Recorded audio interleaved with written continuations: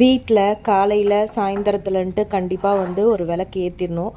காலையில் முடியலனாலும் ஈவினிங்கில், இல்லை ஈவினிங் முடியாதுன்னா காலையில் ஒரு வாட்டியாவது நம்ம வீட்டில் ஏதோ ஒரு விளக்கு ஏற்றி வைக்கலாம். அது காமாட்சி அம்மா விளக்காக தான் இருக்கணும்னு இல்லை, ஈவன் ஒரு மெழுகுவத்தி கூட நம்ம ஏற்றி வைக்கிறது நல்லது தான். இந்த விளக்கு பேர் அணையா தீபம், அப்படி இல்லைனா கற்பூர தீபம்னு சொல்லலாம். இதை நான் ஆல்ரெடி மதுரை ஹெர்பல் ஷாப்லேருந்து வாங்கியிருந்தேன்னு சொல்லியிருந்தேன். இது எப்படி யூஸ் பண்ணுறேன்னு காமிச்சிட்ருக்கேன். ஸோ இந்த கீழே இருக்கிற பவுலில் திரி போட்டுட்டு அதில் எண்ணெய் ஊற்றி விளக்கேற்றிடலாம். மேலே ஸ்டெப் காற்று பட்டு அணையாமல் இருக்கிறதுக்கு அதுக்கு மேலே ஒரு பவுலில் இந்த மாதிரி தண்ணி ஊற்றிக்கலாம்.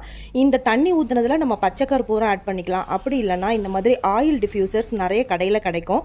அதில் எந்த ஃப்ளேவர் வேணால் நம்ம ஆட் பண்ணிக்கலாம். நான் இதில் இப்போ பச்சை கற்பூரம் தான் ஆட் பண்ண போகிறேன். இதை ஆட் பண்ணி இந்த மாதிரி விளக்கேற்றும் போது வீடே ஒரு கோயிலில் வர வாசனை மாதிரி வரும். அது மட்டும் இல்லை, ஈவினிங் டைமில் பூச்சிங்கெல்லாம் வீட்டுக்கு வராமல் இருக்கும். இந்த தீபம் பார்க்குறதுக்கு மட்டும் இல்லைங்க, இதை க்ளீன் பண்ணுறதும் ரொம்ப ஈஸியாக இருக்கும். வீட்டில் பார்க்குறதுக்கு ரொம்ப